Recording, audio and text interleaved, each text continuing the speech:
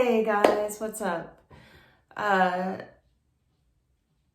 It is almost the end of February. Can you believe it? Sometimes it's really hard to do these videos. Sometimes I just want to avoid whatever issue I'm dealing with. And sometimes I don't want to talk about anything heavy. So I'll try to talk about something, positive or uplifting or tell a story that's not that bad. But, these were supposed to be like journals entries, like how like this comes up on a daily basis. So I'm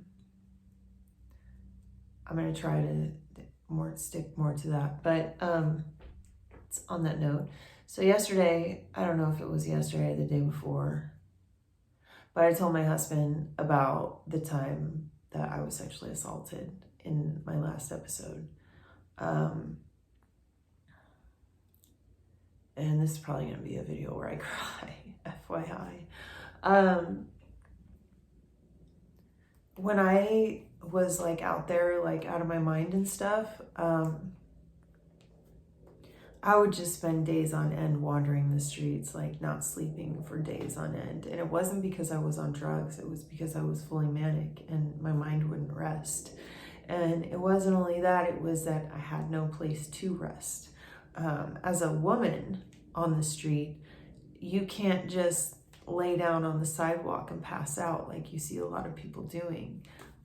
You have to find I felt I needed to be around someone that I knew wasn't going to hurt me or feel safe. And so I would associate with people that I shouldn't have. And the world is like filled with predators. I don't know if I've talked about this before, but you really have no idea how many awful people are out there. And they're just waiting to take advantage of someone.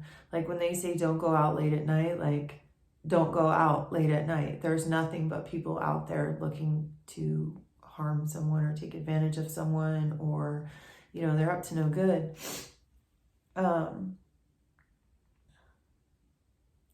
And so one night I was wandering the street and I don't know where I was. I was in a downtown area. I remember it was really crazy where I was.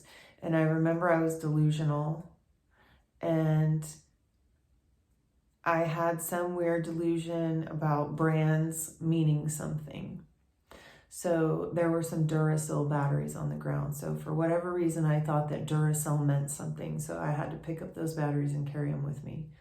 I remember that little tidbit. I remember walking into a bar and I only had these flip-flops and it was getting cold and they were really cheap flip-flops. And I remember asking this woman in the bathroom, hey, do you have any shoes? And she said, usually I carry a pair of tennies. And she gave me a t-shirt and said, see if you can find any use for this. And I'm like, okay. And I had gone into this bar just to use the restroom. And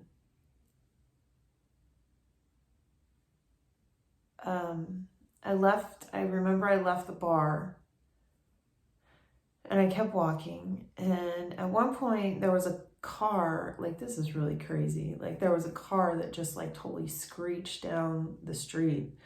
I was in some downtown area somewhere bad. I don't know where it was. I don't know if it was downtown LA. I don't know if it was downtown Long Beach. I don't know if it was downtown in another city. I have no idea where it was. I don't even know. It might have been in San Diego. I don't know.